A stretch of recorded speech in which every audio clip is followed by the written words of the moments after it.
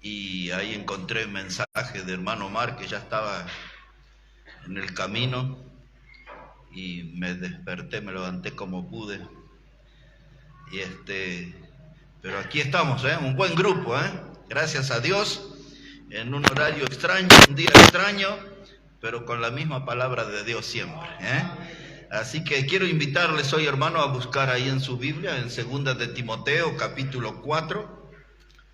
Iba a leer un solo texto, pero voy a leer varios, así nos ubicamos qué es lo que está pasando aquí en el último tiempo de vida del apóstol Pablo, y él dejó este documento impactante para su discípulo y hijo amado Timoteo, y para nosotros también.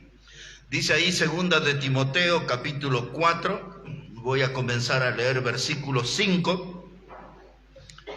2 de Timoteo 4, verso 5, dice la palabra: pero tú sé sobrio en todo, soporta las aflicciones, haz obra de evangelista, cumple tu ministerio, porque yo ya estoy para ser sacrificado, y el tiempo de mi partida está cercano.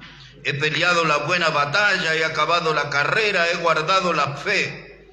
Por lo demás, me está guardada la corona de justicia, la cual me dará el Señor juez justo en aquel día, y no solo a mí, sino también a todos los que aman su venida. Procura venir pronto a verme, porque Demas me ha desamparado amando este mundo y se ha ido a Tesalónica. Crescente fue a Dalmacia y Tito a Dalmacia. Solo Lucas está conmigo. Toma a Marcos y tráele contigo, porque me es útil para el ministerio. A Tíquico lo envía a Éfeso. Trae, cuando vengas, el capote que dejé en Troas, en casa de Carpo, y los libros, mayormente los pergaminos. Y mi prédica va a estar aquí, hermano, en el versículo 13, donde dice Pablo: trae, cuando vengas, el capote que dejé en Troas, en casa de Carpo, y los libros, mayormente los pergaminos. Vamos a hablar esta mañana unos minutos sobre abrigo perfecto, alimento completo. Abrigo perfecto. Dice Pablo: trae el capote que dejé en la casa de Carpo. El capote, hermano, era una vestimenta externa, un abrigo. Exactamente, el capote es lo que nosotros llamamos un poncho. Solo que eso era de una tela más rústica, de una tela gruesa, pero era lo que servía para el abrigo del cuerpo. Ahora Pablo está pidiendo no muchas cosas. Cuando alguien va de viaje le encargamos muchas cosas. Si alguien va a Bolivia, las cosas típicas, las que no encontramos, las que nos identificamos desde la niñez, alimentos, ropas, cosas que nos traen lindos recuerdos. Pero Pablo quería el capote, un abrigo, porque lo primero que sucedía, hermano, cuando un cristiano era apresado, le despojaban de su vestimenta. Y el paso siguiente era, lo castigaban, lo azotaban con varas, a veces con látigo. Y el cristiano, en una forma de ser humillado, era dejarlos desnudos.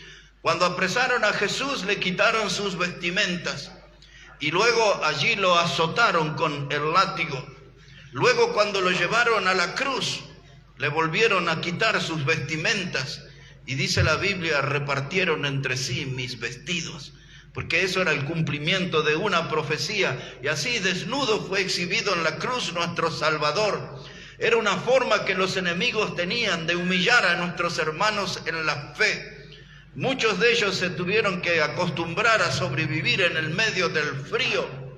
Pero Pablo aquí ya estaba anciano y estaba ya en los últimos, ya diría casi minutos de su vida.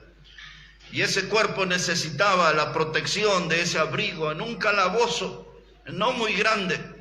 Quizás algo de 3x2, 3x3, no mucho más que eso.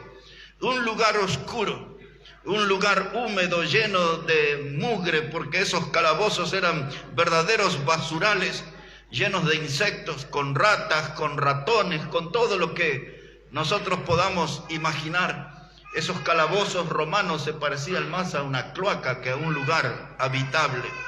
Y ahí estaba Pablo pensando en su abrigo. Si aún estoy con vida, cuando tú regreses trae el capote que dejé en Troas. Roma a Troas era una distancia de aproximadamente unos 1000 kilómetros, como ir de aquí a la provincia de Córdoba o de Tucumán. Esa era la distancia que había de un lugar a otro. Y luego voy a estar explicando por qué era Troas un lugar especial. Pero antes le quiero llevar a Hechos el capítulo 16 para darle una de las tantas pruebas que nos da la Biblia. Y después vamos a volver aquí a Timoteo un ratito, de qué es lo que hacían con los cristianos cuando eran apresados. Observe un momento ahí en Hechos de los Apóstoles, el capítulo 16, versículo 22. Esto sucedió en la ciudad de Filipos.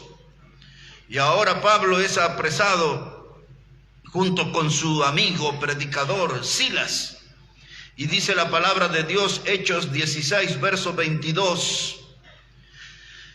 Y se agolpó el pueblo contra ellos, y los magistrados, rasgándole las ropas, ordenaron azotarles con varas. Lo que les estaba explicando recién, cada vez que un cristiano era puesto bajo prisión, lo primero que le sacaban era su vestimenta. Era una forma de humillarlo, de exponerlo. Y aquí dice la palabra de Dios que le rasgaron sus vestimentas para azotarles. Y luego mire lo que era el trato, porque lo que sucedió aquí era lo que hacían con todos. El verso 23 dice, después de haberle azotado mucho, los echaron en la cárcel, mandando al carcelero que los guardase con seguridad, el cual, recibido este mandato, los metió en el calabozo de más adentro y les aseguró los pies en el cepo. Dice ahí, hermano, el calabozo más adentro, allá donde no entra el sol, un lugar todo lleno de humedad, en el lugar donde puedan exponerlo al mayor sufrimiento, pues ahí los pusieron. Y en este caso estaban ahí encadenados. El cepo eran unas cadenas que los tenían de brazos abiertos y piernas abiertas contra la pared, y a veces el cepo consistía en unas maderas en el piso, y así los ponían con sus piernas abiertas y brazos abiertos en el piso. Ese era el modo de castigo, pero podemos ver cómo le quitaban las vestiduras como un modo de humillación. Pablo había llegado a Troas, había estado en la casa de un hombre noble, un hombre de la fe, se llamaba Carpo. Y todo lo que sucedió allí fue en la casa de Carpo o en el puerto. En uno de esos dos lugares fue Pablo apresado. El hecho de que tuvo que dejar el capote y los pergaminos y los libros allí, eso nos hace pensar que lo sacaron por la fuerza de la casa y no tuvo tiempo de tomar nada y se lo llevaron a Roma. Hay algunos que dicen que Pablo en realidad ya estaba ahí en el puerto, y ese es el lugar donde él le escribe a Timoteo y le dice, me acuerdo de ti y de tus lágrimas. Y cuando Pablo dice que tiene un recuerdo de las lágrimas de Timoteo, es lo que nos hace pensar que fue ahí en el puerto de Troas, donde Pablo fue tomado prisionero, despidiéndose de su hijo amado Timoteo, y eso es lo que hizo llorar. No sabemos, pero allí en Troas, en la cercanía de Carpo, aquel hombre de la fe, Pablo fue tomado prisionero y fue llevado a Roma en ese calabozo. Y allí, hermanos, ese cuerpo necesitaba de los libros, de los cuales podemos entender que se trataban de porciones de la Biblia. Quizás esos libros sean parte de las mismas cartas del apóstol Pablo, inspiradas por el Espíritu Santo, y él necesitaba leer y releer eso. Esos libros eran alimento para su alma, el alimento perfecto, el abrigo perfecto. Todo eso hacía un alimento completo. Libros y pergaminos, lo que Pablo reclamaba. Él había acostumbrado a vivirse en escasez. Exactamente 10 años antes de esto, Pablo, un poco más joven, había sido tomado prisionero. Y en aquel tiempo hubo una sola iglesia que le respaldó y se acordó de él, era la iglesia de Filipos. A esa iglesia Pablo le escribió que estaba acostumbrado a vivir en abundancia y en escasez. Dice, en ambas cosas yo ya estoy acostumbrado. Y él le escribe a los filipenses la carta desde la prisión. Y allí en esa carta él les recuerda que cuando él salió al ministerio, ellos fueron la única iglesia que los respaldó a él económicamente. Y él tenía esa gratitud. Y en medio de ese clima de agradecimiento, Pablo escribe ese texto maravilloso que nosotros lo usamos: todo lo puedo en Cristo que me fortalece. Porque él le estaba contando las peripecias que pasaba en la prisión, las necesidades que había en la prisión. Y él les dice, ustedes no se preocupen, yo todo lo puedo en Cristo que me fortalece. Pero habían pasado 10 años y ahora estaba en Roma preso. Ahora ya estaba más viejo, ya estaba entrado en años, ya las heridas y las cicatrices empiezan a doler. De modo increíble, cuando nosotros se nos van pasando los años, nos empiezan a doler los huesos y partes de nuestro cuerpo que nunca antes imaginábamos que dolían.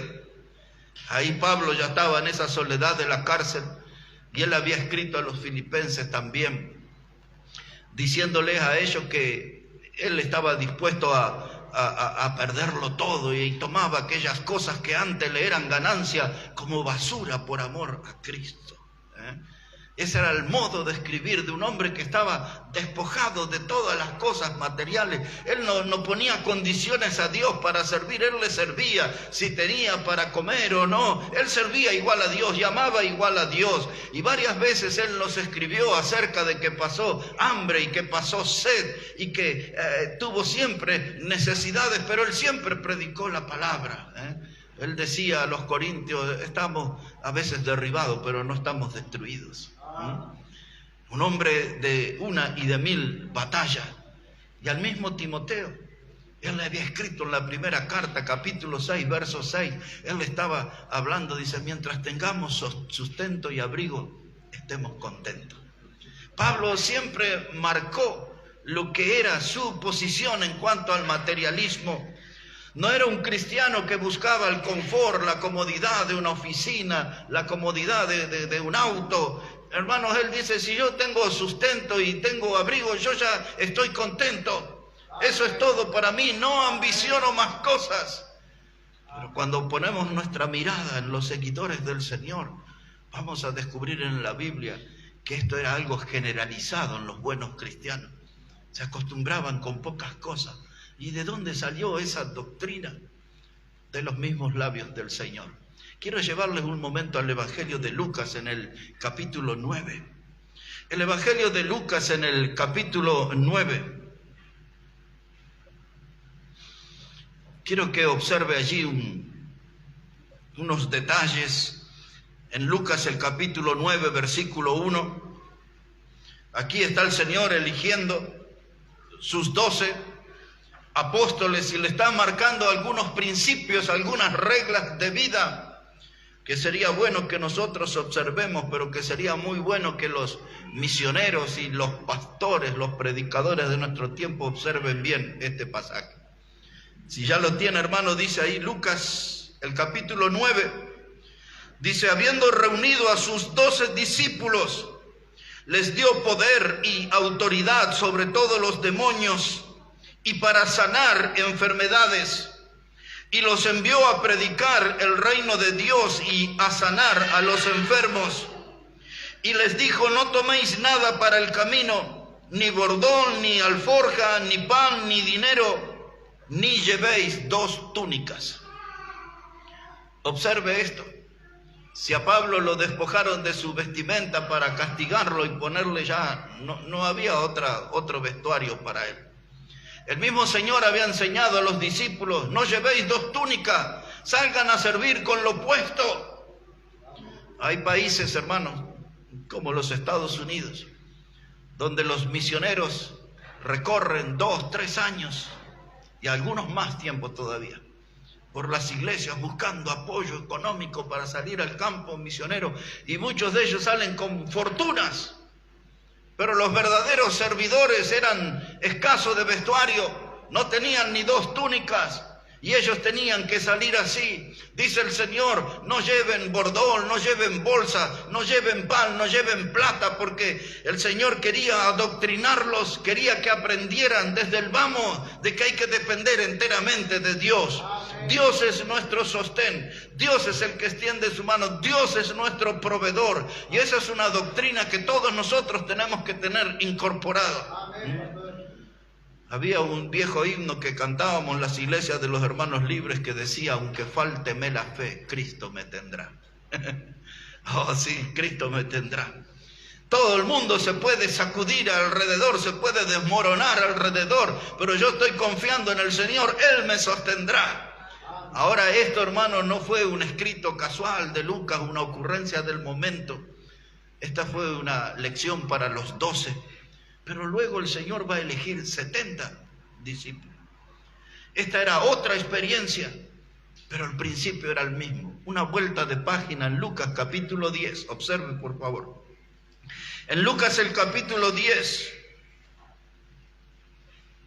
dice la palabra de Dios, versículo 1. Dice, después de estas cosas, designó el Señor también a otros 70, a quienes envió de 2 en 2 delante de él a toda ciudad y lugar donde él había de ir. Y les decía, la mies a la verdad es mucha, mas los obreros pocos. Por tanto, rogad al Señor de la mies que envíe obrero a su mies. Y he aquí, yo os envío como cordero en medio de lobos. No llevéis bolsa, ni alforja, ni calzado, y a nadie saludéis por el camino. Ahí está otra vez el mandato. No llevéis bolsa, dice aquí la palabra de Dios. No llevéis alforja. La alforja era lo que se conocía como el saco pastoral. Era como un bolsito que se colgaba en el hombro ahí con una boca abierta, y ahí se guardaba lo que se podía ser una muda de ropa, o podía ser comida, o podía ser allí un poco de agua. Pues eso era una alforja, como el saco pastoral. Y la bolsa era algo que se hacía de cuero, parecido a lo que son nuestros bolsos, pero se acostumbraba a colgar acá en el hombro, sobre el cuello. Y allí se guardaba lo que se podía, pero dice el Señor, aprendan a depender del Padre Celestial. Ustedes no lleven bolsa, ustedes no lleven alforja, no lleven nada para el camino, porque Dios va a tener cuidado de ustedes.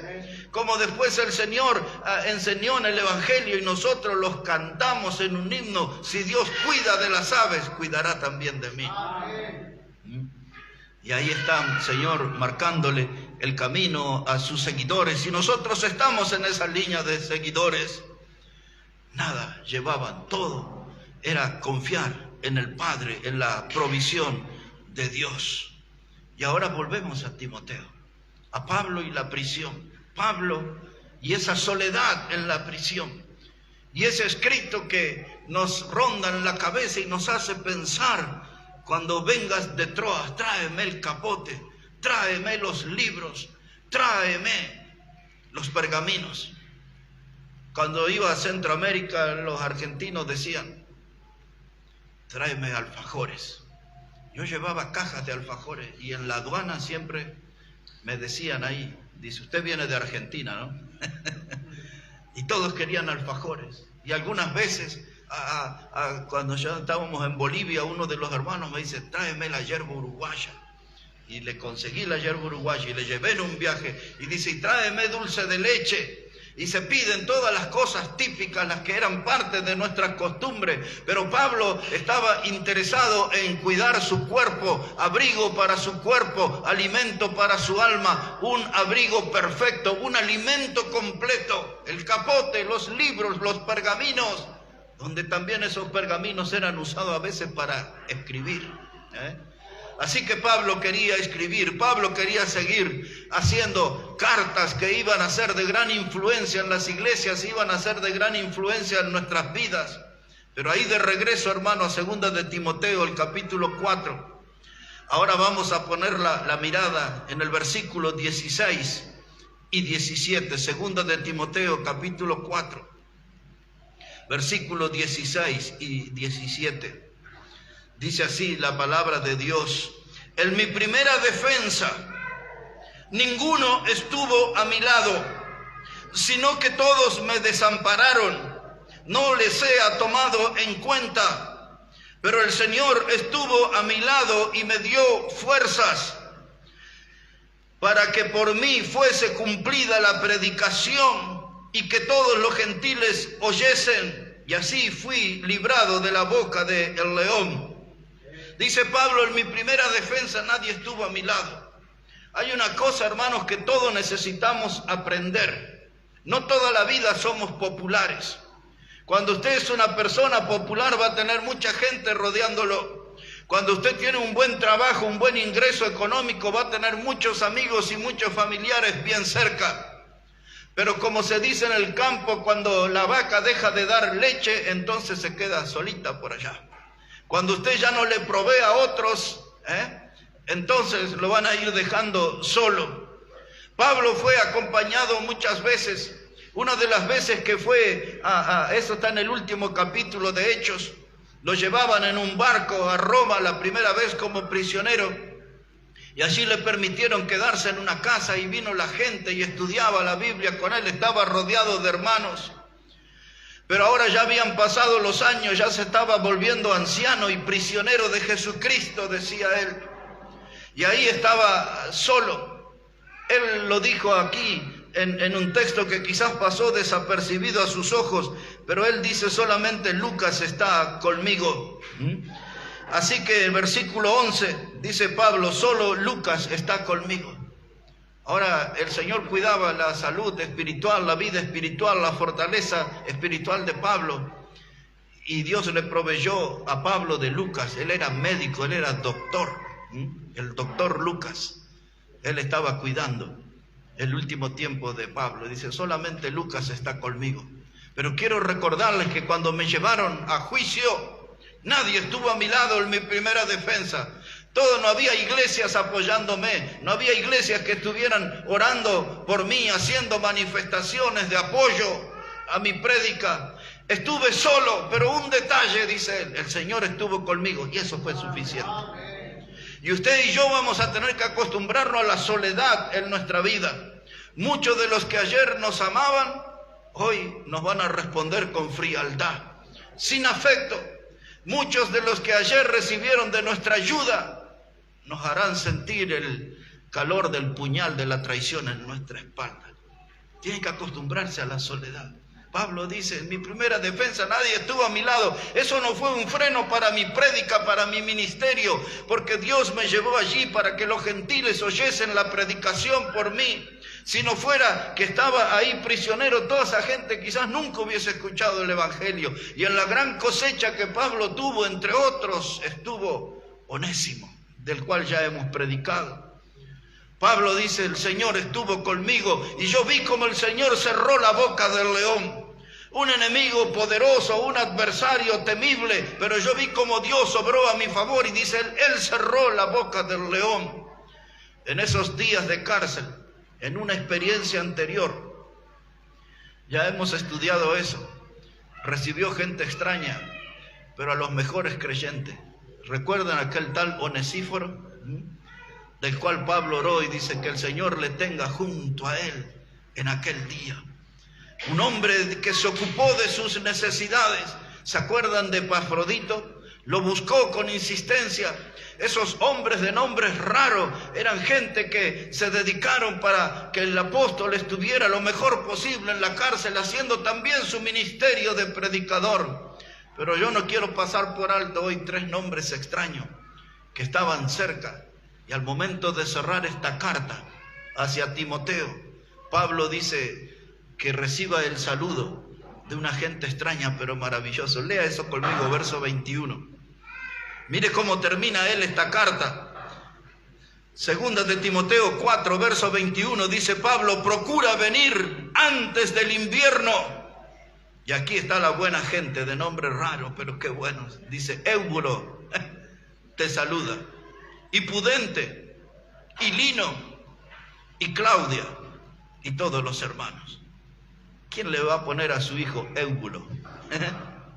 Ahí estaba, ese hombre, su nombre aparece en el final de la carta. Era un hombre de fe, un compañero de Pablo, Pudente. ¿Quién le va a poner a su hijo Pudente? Pero este era maravilloso. Un hombre que Pablo lo tenía en el aprecio, y ahí al cerrar esa carta dice: yo quiero que figuren el nombre de estos hermanos en la fe. Ellos están enviándote saludo. Quizás palabras de apoyo para Timoteo, el joven predicador. Y luego le dice Pablo, y ahí está Claudia también. Y están los hermanos. Pablo, tráeme el capote que dejé en la casa de Carpo. Tráeme también los libros y tráeme los pergaminos, porque yo necesito cuidar de mi alma, alimentar mi alma. Los libros son los que me van a ayudar a fortalecerme. Quizás eran porciones de la Biblia, porciones del Antiguo Testamento. Muchos tratan de querer comprender de qué se trataban esos libros que eran tan importantes en la vida de Pablo. Y tráeme los pergaminos. Una cárcel, soledad, un calabozo sucio, mugriento, con insectos, quizás algunas ratas y el riesgo de pestes, de enfermedades. Pero ahí hay un hombre que está pensando en su alma: necesito esos libros. Como nosotros necesitamos de la palabra de Dios, y nos acercamos nosotros a Pablo. En esta parte final de la carta, donde en el versículo 5 que leímos, él le dijo a Timoteo: sé sobrio en todo, soporta aflicciones, haz obra de evangelista, cumple tu ministerio. Estaba dando palabras de aliento, las mejores palabras, y advirtiendo que la vida cristiana no es un camino con una alfombra extendida por delante, cómodo de andar. Él le dice aquí en este versículo 5: soporta las aflicciones, pero haz obra de evangelista. No te olvides de hacer eso. Pon las aflicciones en un lado, pero tú sigue haciendo tu obra de evangelista. Y le dice Pablo, coronando ese texto, dice: cumple tu ministerio. En otras palabras, no le falles al Señor. Cumple lo que Dios te mandó. Predica el evangelio, habla del evangelio, anuncia el evangelio. Y ahora, yo para terminar,